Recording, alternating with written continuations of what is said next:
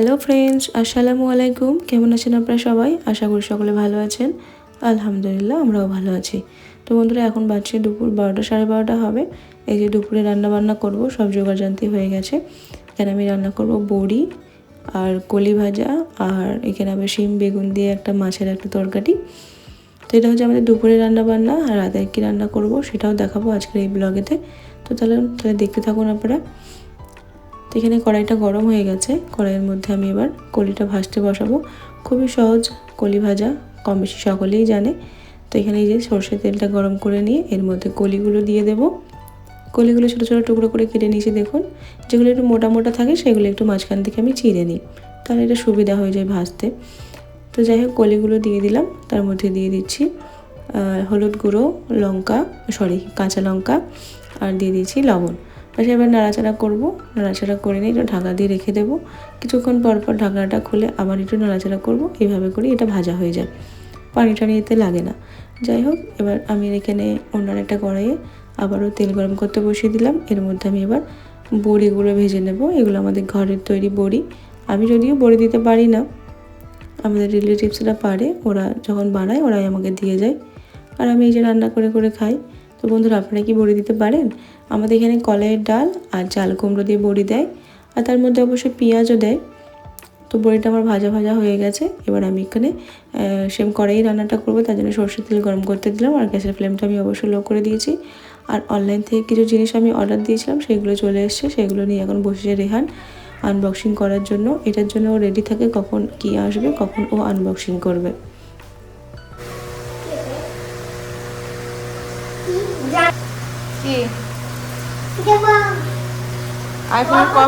আইফোনের কভার দেখি দেখি দেখি দেখি খোলে না, ভালো হলে ফেরত দেবো, না তো খারাপ হলে ফেরত দেবো। আর ওইটা খোল, ওইটা খোল, থাক, আর খুলতে হবে না। দেখি বেতাল বেতাল কভার।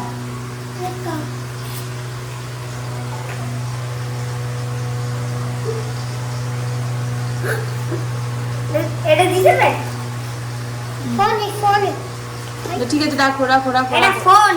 আচ্ছা তো তারে কমাই এটা দিছে না কমাই। এই দেখো, এইখানটা ওইখানটা ওইখানটা তাড়াতাড়ি। কমাই बहुत हाँ मारे देखो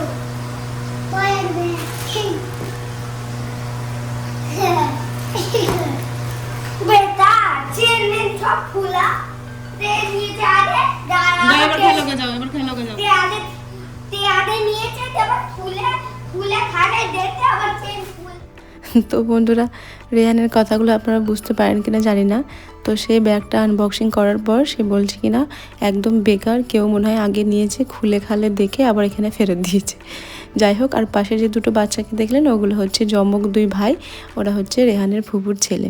তো যাই হোক, এখানে তেলটা গরম করে এর মধ্যে আমি মৌরি ফোড়ন দিয়েছিলাম। তারপরে পেঁয়াজটাকে একটু লাল লাল করে ভেজে নেওয়ার পর এর মধ্যে আমি দিয়ে দিয়েছিলাম ছোটো ছোটো টুকরো করে কেটে রাখা যে আলুগুলো, আর দিয়েছিলাম অল্প সামান্য আদা রসুনের পেস্ট। তো খুব ভালো করে একটু ভাজা ভাজা করে নেওয়ার পর অল্প সামান্য দিয়ে দিলাম পানি। এবার দিয়ে দেবো এর মধ্যে আমি মশলাগুলো। তো এখানে আমি এখন বড়ি রান্না করছি, বড়ি দিয়ে আলু দিয়ে একটা রান্না হচ্ছে। তো এখানে আমি মশলাগুলো দিলাম হলুদ গুঁড়ো, লঙ্কার গুঁড়ো, জিরে গুঁড়ো আর ধনে গুঁড়ো। তো মশলাটা দিয়ে আবার খুব ভালো করে কষিয়ে নেবো। তারপর এর মধ্যে বড়িটাও অ্যাড করে দিয়েছিলাম, যদি আমি ক্যামেরাটা মোবাইলে ক্যামেরাটা অন করতে হয়তো ভুলে গিয়েছিলাম। তো যাই হোক, বড়িটাও অ্যাড করে দিয়ে মশলার সাথে আলুর সাথে খুব ভালো করে কষিয়ে নিয়ে আবার এর মধ্যে আমি দিয়ে দিচ্ছি পানিটা গরম করে দিলে আমার মনে হয় তরকারির টেস্টটা ভালো হয়, আর রান্নাটাও কিন্তু তাড়াতাড়ি হয়ে যায়। তো এখানে আমি পানিটা দিয়ে একটু নাড়াচাড়া করে এটা আমি ঢাকা দিয়ে রেখে দেবো হওয়ার জন্য। আর এদিকে দেখুন, আমার কলিটাও বেশ সুন্দর করে ভাজা হয়ে গেছে। তো কলিতে যদিও পানি টানি লাগে না, এমনি নর্মালি ভাজা হয়ে যায়। তো আমার কলিটা ভাজা হয়ে গেছে, তুলে নিয়েছি। সেম কড়াইয়ের মধ্যে আমি আবারও দিয়ে দিলাম সরষের তেল। এখানে আমি তেলটা গরম করে নেওয়ার পর দিয়ে দিলাম মৌরি ফোড়ন, আর দিয়ে দিচ্ছি এখানে পেঁয়াজ কুচি। তো এখানে আমার একটা পছন্দের রান্না হচ্ছে, এটা আমার খুবই পছন্দের একটা তরকারি। তো পেঁয়াজটা একটু লাল লাল করে ভেজে নিচ্ছি। তারপরে এই যে এর মধ্যে আমি দিয়ে দেবো লম্বা লম্বা করে কেটে রাখা আলুগুলো। দেখুন যেমনভাবে আমরা মাছে আলু দিই লম্বা লম্বা করে, তেমনভাবে এটা কেটেছি আলুটা। তো আলুটা দিয়ে একটু ভাজা ভাজা করে নিচ্ছি, আর অল্প সামান্য দিয়ে দিলাম পানি। এবার আমি দিয়ে দেবো এর মধ্যে মশলাগুলো। আমি মশলাটা দেওয়ার আগে একটু পানি দিয়ে দিই, নাহলে ওই পেঁয়াজটা একটু পুড়ে যাওয়ার ভয় থাকে। তো যাই হোক, হলুদ গুঁড়ো, লঙ্কার গুঁড়ো, জিরে গুঁড়ো আর দিয়ে দিচ্ছি ধনে গুঁড়ো।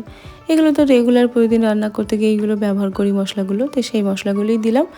তো মশলাগুলো দেওয়ার পর একটু নাড়াচাড়া করে নিয়েছি, দেখুন বেশ শুকনো শুকনো হয়ে গেছে। এবার একটু দিয়ে দিলাম লবণ।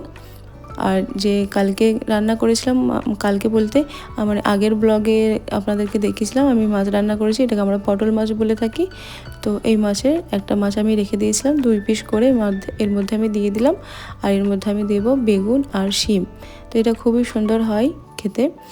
তো বন্ধুরা, আপনারা আমার এই রেসিপিগুলো দেখবেনই একদম যেমন গ্রামের রান্নাবান্না হয় আর কি, আমাদের গ্রামের।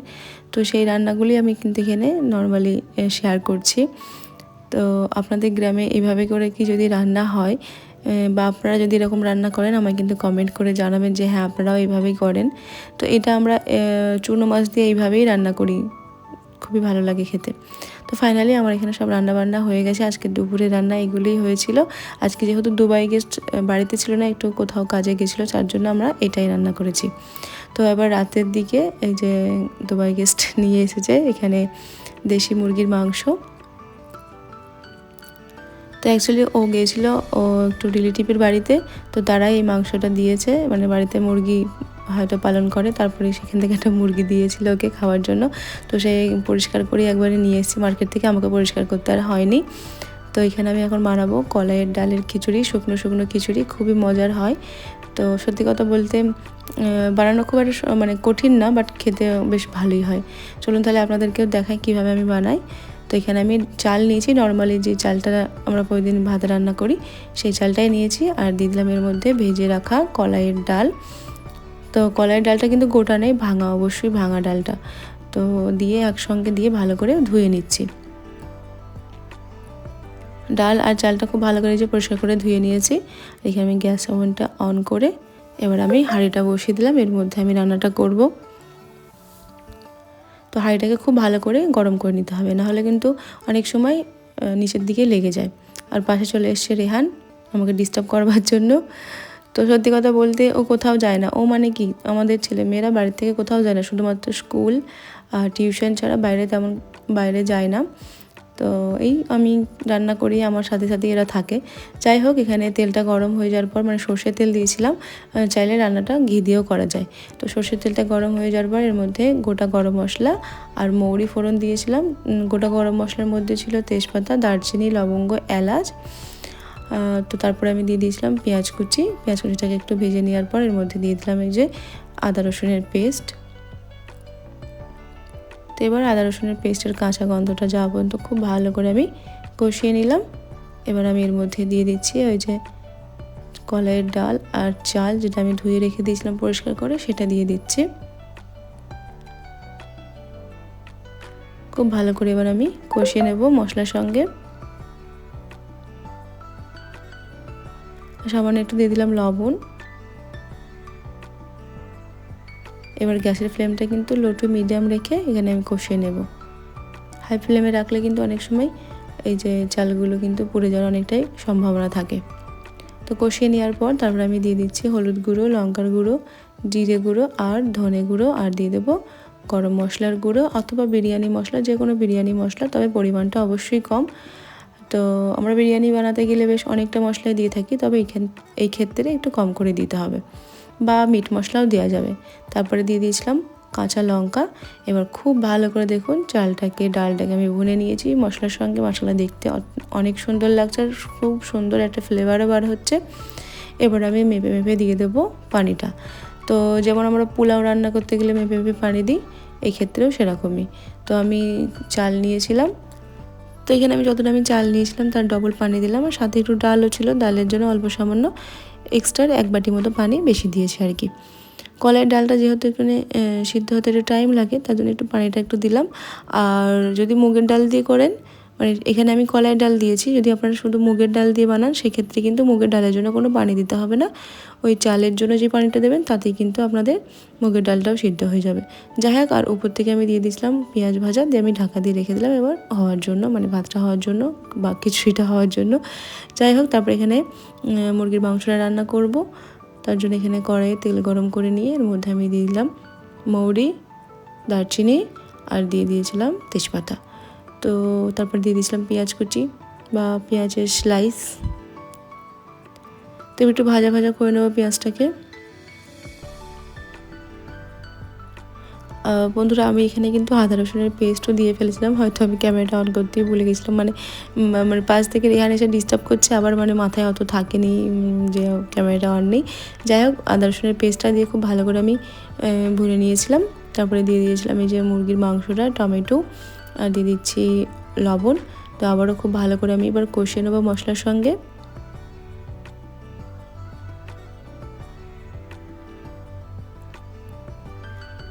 খুব সুন্দর করে কষানো হয়ে গেছে, খুবই সুন্দর একটা ফ্লেভার বার হচ্ছে মাংস থেকে। দেখুন পানিও ছেড়ে দিয়েছে। এবার আমি দিয়ে দিচ্ছি মশলাগুলো, হলুদ গুঁড়ো, লঙ্কার গুঁড়ো, জিরে গুঁড়ো, আর দিয়ে দেবো ধনে গুঁড়ো।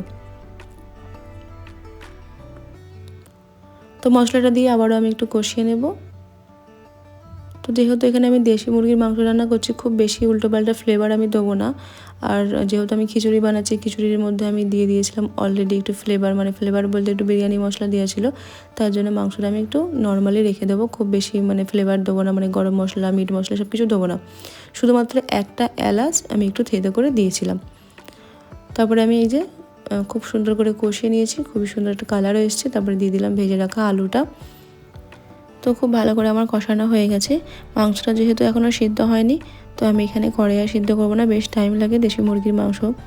তো আমি তার জন্য প্রেশার কুকার নিয়েছি। প্রেশার কুকারের মধ্যে আমি এবার মাংসটাকে ঢেলে দেবো আর দিয়ে দেবো পরিমাণ মতো পানি, তাতে করে মাংসটা আলুটা সিদ্ধ হবে সেরকমভাবে, আর একটু ঝোল থাকবে সেভাবে পানি দিয়ে আমি এটা গ্যাসের ফ্লেমে বসিয়ে দেবো। লো টু মিডিয়ামে আমি 4 থেকে 5টা মতো সিটি দিয়ে নেবো, তাহলে কিন্তু আমাদের রেডি হয়ে যাবে মাংসটা।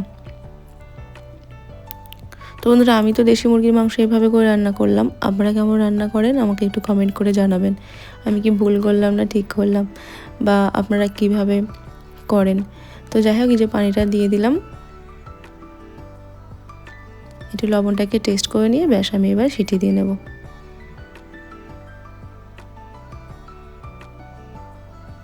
আর এদিকে আমাদের খিচুড়িটা অলমোস্ট হয়ে গেছে, একটু এখনও ময়েশ্চার ভাবটা আছে, দেখুন হালকা হালকা পানি আছে। তো আমি এবার নাড়াচাড়া করে দিচ্ছি।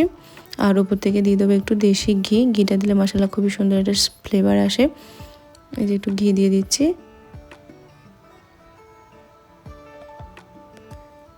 ঘিটা দেওয়া হয়ে যাচ্ছে, এবার আমি এটা ঢাকা দিয়ে দেব আর গ্যাসের ফ্লেমটা একদম লো করে দেব।